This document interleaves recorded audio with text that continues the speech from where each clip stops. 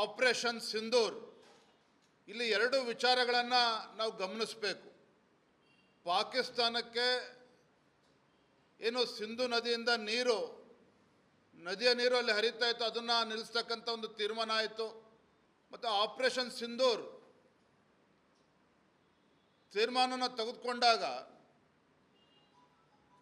UNOನಲ್ಲೂ ಕೂಡ, United nation organisation, Pakistan ಮತ್ತು China ಬಿಟ್ಟರೆ ಇನ್ನು ಉಳಿದಿರ್ತಕ್ಕಂಥ ಎಲ್ಲ ದೇಶಗಳು ಸಹ ಭಾರತಕ್ಕೆ ಬೆಂಬಲವನ್ನು ನೀಡಿರುವಂಥದ್ದು ಭಾಳ ಗಮನಾರ್ಹ ಸಂಗತಿ. ಮತ್ತು ಆಪರೇಷನ್ ಸಿಂಧೂರ್ ಪ್ರಾರಂಭ ಆದಮೇಲೆ